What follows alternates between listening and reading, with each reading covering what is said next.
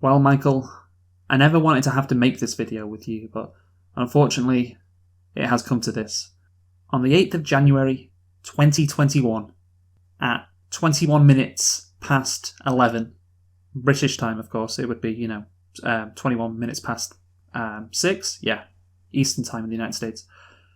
Donald J. Trump, the 45th president of the United States of America, was banned from Twitter. He was permabanned, Michael. He's been silenced. He's been cancelled. He's off Twitter, I know. And I think you can agree, Michael. It was a very, very sad event. Extremely sad. Yeah. Wouldn't you say so? No, yeah, I agree. Because Donald Trump... I actually saw an article from The Guardian which said Donald Trump was the best at Twitter. That was pretty much... I'm not quoting it exactly, but that's what it was saying. It was saying Donald Trump was really good at Twitter. I don't think they were... He was really good at Twitter. Yeah, I don't think they were talking about how funny he was. They were more talking about how good he was at kind of, I guess, spreading his message via Twitter. Obviously, he was known as the tweeter-in-chief. So you could say that his legacy is very much associated with that platform. So really, him being kicked off Twitter was the end of his presidency. Not January 21st, but January 8th, as you said. Yeah, no, that is a really good point. And I think you're absolutely right. Donald Trump, for me, was the best of us when it came to Twitter. He was really good at getting his message out, like you said, but he was also one of the best posters of all time. He did things that us mere mortals can only dream of doing. Some of these tweets which we are about to go through are just incredible. And that is what we're going to be doing today. We are going to be honouring Trump's time on Twitter with the best of his tweets. We're going to have a top 10. We're going to run it down. And we're going to, I guess, reflect on this incredible man and all the happiness that he gave to the world on this social media platform. So are you ready, Michael, to join me on this wild ride? I absolutely am. Okay, first we've got some honourable mentions that we have to include that didn't quite make the cut for the top 10, but still, deserve recognition. The first one is from the 28th of May, 2014. Yes. A healthy young child goes to doctor, gets pumped with massive shots of many vaccines, doesn't feel good and changes. Autism, many such cases. And of course, this is why Donald Trump is anti-vax, because he believes it causes autism. Yes. And I think this is because his kid, Barron Trump, is autistic, I believe. And he can't blame his genes or whatever, but he blames the vaccines. So I thought that needed to be mentioned. The next tweet is one that features Ariana Huffington on the 28th of August 2012. Ariana Huffington is unattractive both inside and out. I fully understand why her former husband left her for a man. He made a good decision. So Donald J. Trump is pro-LGBT. Yeah, no doubt about it. He's pro-gay gay relationships. Yeah. Good decision. Yeah, good decision. Left her for a man. Oh God, what? That could have been in the top 10, but that just goes to show you how strong the top 10 is, in my opinion. Yeah, these are good. Yeah, next one. When I said that Hillary Clinton got schlonged by Obama, it meant got beaten badly. The media knows this. Often used word in politics.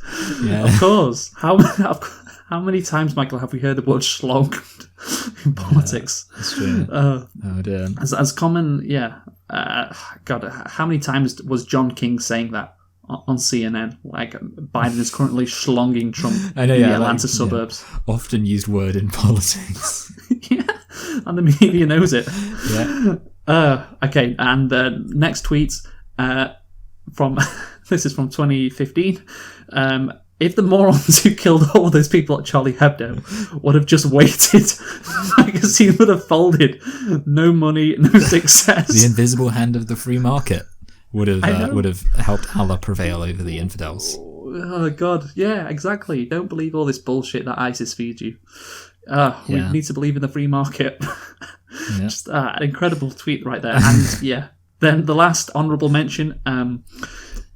Look, he's talking about Sir Alan Sugar in the UK, the UK's version of The Apprentice. He is head of that. So Alan Sugar is nowhere near being a billionaire, and I know he works for me.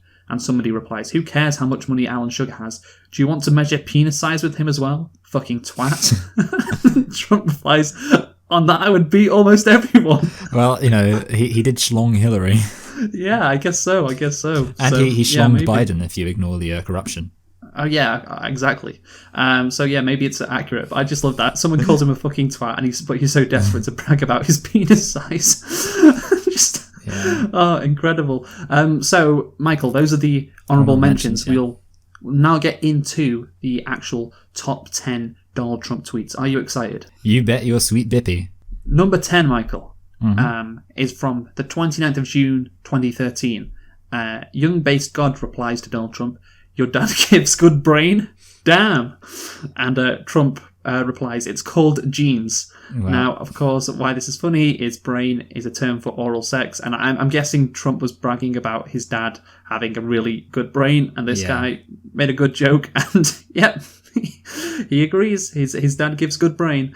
Now, he got tricked on this one, so it's not as fun. That's why it's only 10, but it has to be included. You know, I think the best Trump is when he is being sincere. But of course, this comes from when he's saying he has amazing genes, a big believer in eugenics, which is of course hilarious.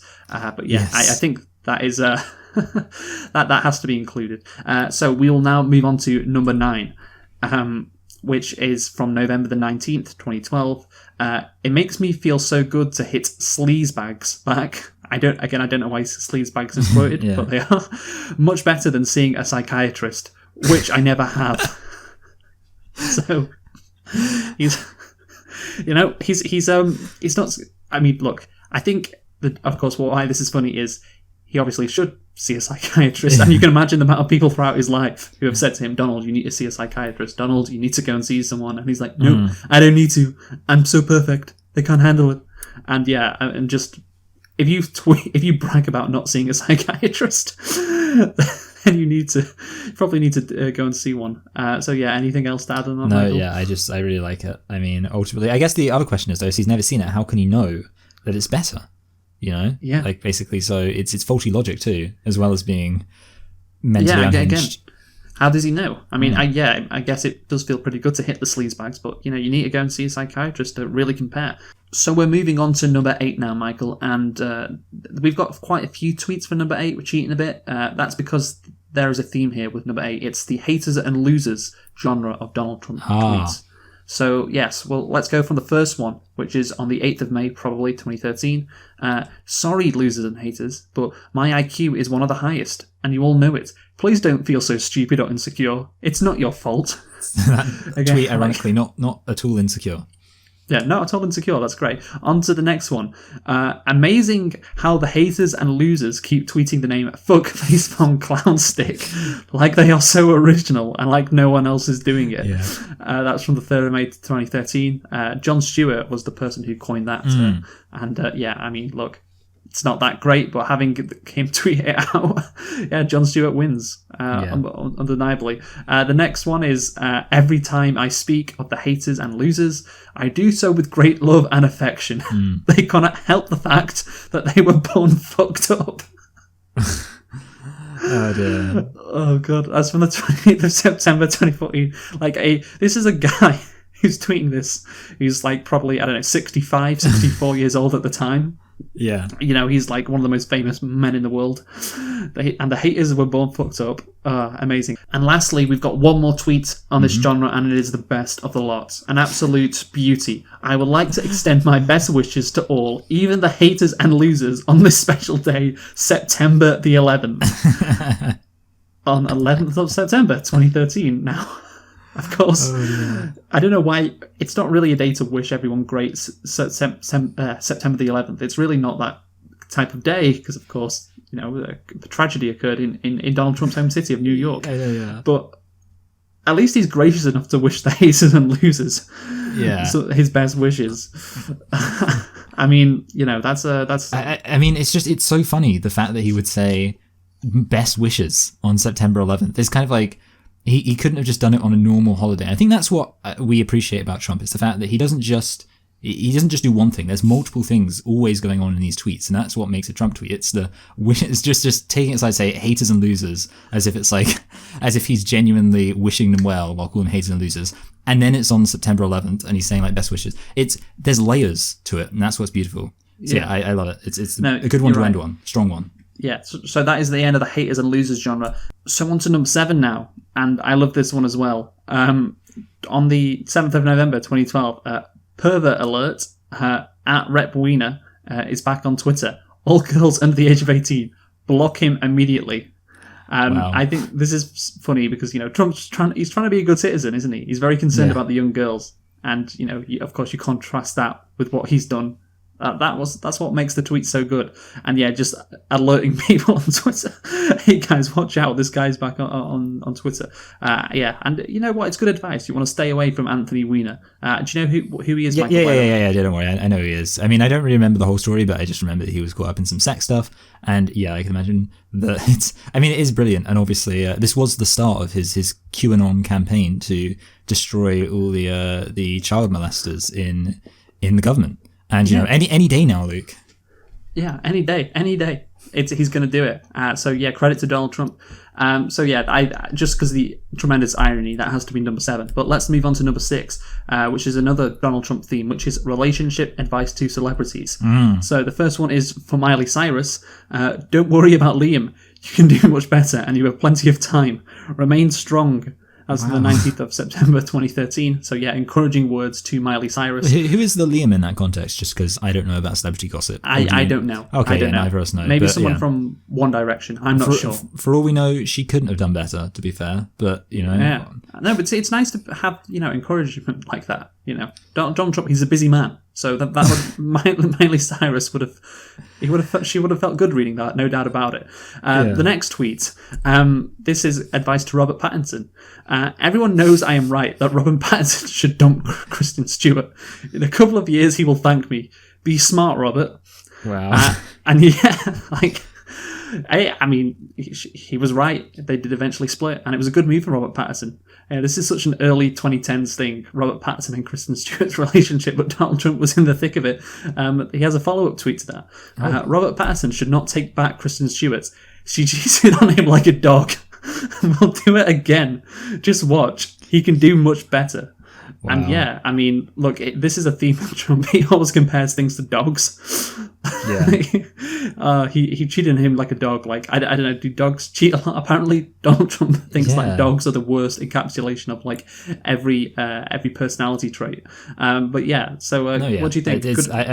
I like it. I think it is good advice. And to be fair, at the end of the day, it just shows that it's kind of like him becoming president was just an extension of him wanting to get involved in other people's business. At first it was just like, oh, I'll give people advice on their relationships. And I was like, how about I give people advice on how to run the country? It's kind of just, that's his mentality. He thinks that he can... He knows best. Yeah, exactly. And he did, to be fair. I think Robert Pattinson, I don't believe he's still with Kristen Stewart, so he can thank Donald Trump for his, success. Another win for Donald Trump. So Donald Trump giving relationship advice was number 6. Let's move on to number 5 now, Michael, which is it's not a theme, it's just on its own, a standalone tweet from the 4th of July 2013.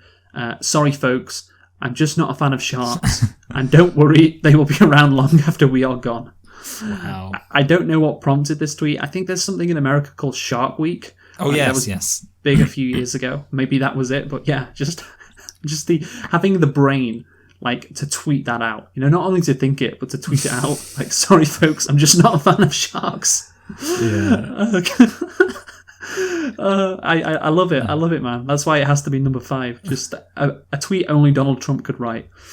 No, yeah, I love it too. I also like how a lot of his tweets is kind of too connected but kind of at the same time disjointed sentences. Obviously they're related, but it's kind of it adds to the enigma. Because it's not just him giving his opinion on sharks. He also has to throw in just a prediction about, I don't know, that's supposed to be a philosophical statement? Yeah, he knows where things are going. He's smart like that. Okay, so let's move on to number 4 now. And again, we've got another theme for number 4, which is Donald Trump annihilating politicians, absolutely destroying them. So the first tweet is from, the 23rd of March, 2016. And it features Heidi Cruz and Melania Trump, Donald Trump's wife. A picture is worth 1,000 words. # lying Ted, never Cruz, which is very ironic considering what's happened in the Senate right now with Ted Cruz. But look, no need to spill the beans. The images are worth 1,000 words. The beautiful Melania Trump against contrasted to Heidi Cruz, and he tweeted this out at me it's so unflattering. He's just oh god, he just does what he wants, man. He does what he wants. Even when he went into politics, he does what he wants. And I love this, of course, because it's bashing Ted Cruz as well. Yeah. Which so we can actually approve. Yeah, which is always a good thing to do. So yeah, we approve of that tweet.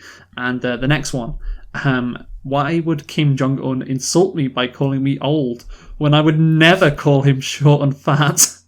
Oh well, I try so hard to be his friend, and maybe someday that will happen. That is brilliant. I love that. That's like the anti-insult, where it's kind of like you insult somebody by pointing out something you're not saying. He's so clever. Again, he's like, I would never call him short and fat.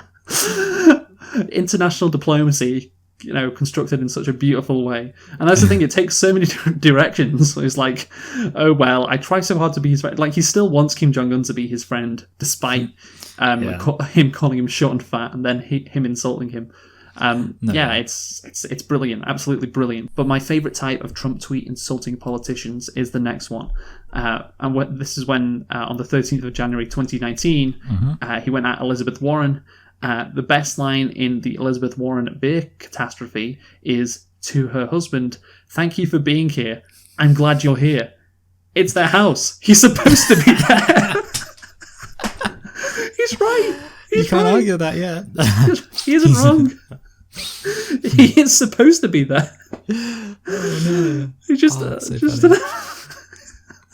oh, goodness me. I like that. That's probably my favorite one so far, which I guess makes sense because it's a top 10 list. But yeah, so, I mean, is it going to get better than that, Luke? I'm really excited for what's again. This is my personal opinion. I tried to include a range of things like relationship advice, the haters and losers stuff, and political attacks. The reason why this isn't in the top 3 is because I think Trump's best stuff is when politics isn't involved. When he's just being him. But again, this is, it's right. Just that's the beauty of Trump. Sometimes he can just point out something like so obvious and do it in such a funny way because he's Donald Trump. I think it is actually my favorite style of humor, which is just being intentionally obtuse. And that's what he's doing. Just like, it's the house. He's supposed to be there, which is, I mean, it's true. And yet at the same time, it's missing the point. Like, technically true, which is what I like. Yeah, well, that's the thing. He's trying to be funny. That's the thing. When he's trying to be, he's got such a funny sense of humor. Like, when him trying to be funny is funny. So that's why it's so good. But we'll move on to number 3, which, again, I just love, from the 7th of January 2015. Who is paying for that tedious Smokey Bear commercial that is on all the time? Enough already. Wow. As the Smokey Bear thing, I don't know if you know, Michael. It's forest fires? Yeah, only you can prevent forest fires. So it's informing kids about how to act when there's a forest fire. And I just have this hilarious image of Trump getting gradually angrier at every smiling Smokey Bear commercial he's seeing, and then just attacking the bear. What is this dumb bear doing? He gets angry at commercials because he's just tired of seeing them. I know, exactly. He's such a ridiculous man. Oh, God. And he's a real pronouncement at the end, like a call to action. Enough already. Yeah, enough already. Yeah. Why wasn't that on his platform in 2020? He would have won. Yeah, I get. Well, that's why he was so popular. He just said kind of stuff like that. Like, a lot of his stuff when he's talking at political rallies is him railing about showers or toilets not being powerful enough, not like they were back in the day. He's got an incredibly special brain, and this is another example of that. And so we'll move on to number 2 now. That was number 3. Number 2 is I don't know if it's a genre of tweet, but back in 2012 he went on this insane run talking about Coca Cola. So let's get into it. So the first tweet from October 14th, 2012. I have never seen a thin person drinking Diet Coke. He's right. Have you ever seen a thin person drinking Diet Coke? No, I can't say I have. Again, he's right. And, clearly people agree, 107 likes. And he replied, lots of responses to my comment on Diet Coke. Let's face it. It doesn't work. Just makes you hungry. Yeah, the Coca, he's nailed it. He's fucking figured it out. The more Diet Coke, Diet Pepsi, etc. you drink, the more weight you gain? ? He's asking the people. He wants to know. Yeah. Diet Coke tweet had a monster response. Damn it. I wish the stuff worked. He's lamenting. I know. People are going crazy with my comments on Diet Coke. Brackets soda. Thank you for clearing that up. Let's face it, the stuff just doesn't work. It makes you hungry. It's he's so, what I love about that is it feels so sincere. The original comment comes across as a joke. I've never seen a skinny person drink Diet Coke. It's just an ironic observation. And then by the end, he's actually saying, it's like he's just going crazy about it. It's we got to deal with this Diet Coke situation. It's a scam, people. He's being sincere. When Trump is being sincere with his tweets, there's nobody better. There's absolutely nobody better. And yeah, it gives you a great window into his mind. It's like, yeah, guys, you know what? I think we figured it out. Yeah, Diet Coke doesn't make you thin. And again, he's like head of The Apprentice or whatever, this massive reality TV show tweeting this stuff out. And there's one more tweet in this, I guess, genre of Coca Cola tweets, and we need to analyse it on its own. So here it is. From the 16th of October 2012, the Coca Cola company is not happy with me. That's okay. I still keep drinking that garbage. That's kind of like a bit of a self-own. Yeah, but he's like, it's crap, but I'll keep eating it. It's like it's like a Donald Trump supporter. It's relatable though. It's relatable. That is the most relatable Trump's ever been. It's like, you know what, they're not happy with me, but I'll still keep. He acknowledges it's garbage, but he's still going to keep drinking it. That's how it is, folks. That's a big mood. Yeah, exactly. Big mood, you know. Hashtag relatable. That's why I love that tweet. That's why it's number 2. But Michael, of course, yes, we need to get on to number 1. And I don't think it could be anything but this. And it's a pretty famous tweet from him, but it's got to be this. There's no other options. From March the 2nd, 2014, City Graydon Carter, a failing Vanity Fair magazine and owner of bad food restaurants, has a problem. What's the problem? His Vanity Fair Oscar party is no longer hot. It's not hot anymore. Now, of course, why this is great, you know, it's the essence of Trump, you know, being catty, being mean, you know, a person concerned with show business, and you contrast that to his image of this, you know, big masculine apprentice guy. And this is what he cares about more than anything else. Like, fucking Graydon Carter, the editor or the owner of Vanity Fair magazine, and his Oscar party is no longer being hot. Just the most minuscule bullshit, but that's what... I'm owner of bad food restaurants. Oh, they use it in bad food... Not bad restaurants, bad food restaurants. Everything else about them is fine. It's just the food. Do you think that's a deserving number 1? I think it has to be. Yeah, I mean, it is. I agree with you. It's kind of it's definitely, I guess, the epitome of a Trump style, the prototypical Trump style tweet. And I do, for that reason, I think I can see why it was in the number 1 spot. Yeah. And I do agree. It shows who Donald Trump is and who he's always been. Just like you say, catty. Embarrassing. Yeah. But that's the thing. It's so inherently embarrassing. And all of these tweets are because, of course, you know, they're hilarious, but they are more than anything just embarrassing. That's embarrassing what they are for America that they voted for this guy. I mean, you know, I'd say America's embarrassed itself enough over the years. True, that Trump is the culmination of America. But you can, you know, look at Trump and how he portrays himself and go back over these tweets. That's what's so great. Like, he's such at the end of the day, he is a stupid and ridiculous man. He is just so ridiculous a person. Like, everything about him is just so like, there was a thing the other day, a news story that Trump's getting impeached right now, and it may go through, I don't know. But what he was really mad about was the fact that the PGA Tour was set to host a round at one of his golf courses in Bedminster, New Jersey, and they pulled out. And that's what really made him mad. The fact that the PGA Tour was no longer going to be at his golf course. And that is just... I mean, he is just absolutely ridiculous. He's one of the most important and powerful men on earth, and he still will be after he leaves the presidency. And even before that, he was one of the most famous people on earth. You know, Donald Trump, the businessman, this amazing person who knows all about, you know, the art of the deal on The Apprentice. You know, he's so smart. He knows what he's doing.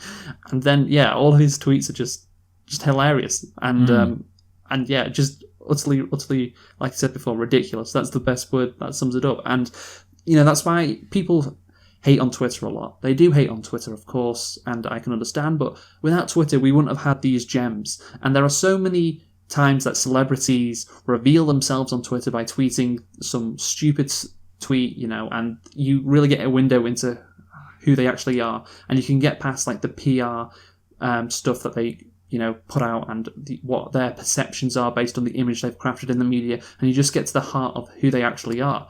And there is nobody who that is the case more than Donald Trump. And yes, of course, he's been the president for the last few years, so he hasn't really had a lot of these funny tweets. He's mainly been tweeting about politics and the media and the fake news. But before then, this was absolute gold, man. So yes, at the end of the day, am I glad Twitter existed? Well, how can you look at these tweets and how can you be not glad that Twitter existed? What do you say, Michael? No, yeah, I agree with you. Basically, ultimately, I guess the real sad thing about Trump winning in 2016 is that I think he's not ever going to be able to go back to just being a weirdo, because ultimately he has had this power now, which I think is, it's the real loss of his presidency. And obviously, now I'm not sure if he's ever going to get his Twitter back or anything like that, but it would be nice, I guess, to see him in the public eye making these weird observations, and not in a political context. And I don't know if we're ever going to get back to that, but I suppose that means that it will exist as something where, it will be a time capsule. It will be something to remember and look back on fondly. And I think these tweets, they're valuable. They belong in a museum. Yeah, no, Truly. Absolutely. Like, there's these presidential libraries, I think they have in America, that honor the presidents. His tweets should be all over that. Like, you open a book and it's just his tweets. That is the best way to honor Donald Trump. I would actually love a book of Trump quotations that are just his tweets, because you get those books that are of just quotations. Yeah, I've got a book called Quotations of the Buddha. We should get another. They should release something called Quotations of Trump. We should do it, Luke. We'll make millions. Yeah. Maybe we will. Maybe we have to, because at the end of the day, man, like this is. I want everybody to be able to see this, because this is something that I don't know if we're going to ever see it again from any president ever. Like Biden, obviously, he's not going to do it. And whoever the next, psychopath to take up the mantle of Donald Trump, they're not going to be as deranged as him, whether it be like Ted Cruz or Josh Hawley. So, I mean, we're in a really difficult situation, because, yes, he has been banned for inciting, an attempted coup at the Capitol, but I want to see more City Grading Carter tweets. And you're right, the real tragedy is he won in 2016, because if he hadn't won, he would have gone back to posting like this. But now he's got his Twitter account banned, so we can't even enjoy the post-Trump presidency with him on Twitter, which is a real shame. But that's why we're doing this video, to honour him and say RIP to one of the greats. Don't you think, Michael? RIP? No, yeah, absolutely. He will be missed. Goodbye, King. You'll be gone, but you won't be forgotten. I did the fist in the air salute. Great. Do it! Just do it! Yes, you can!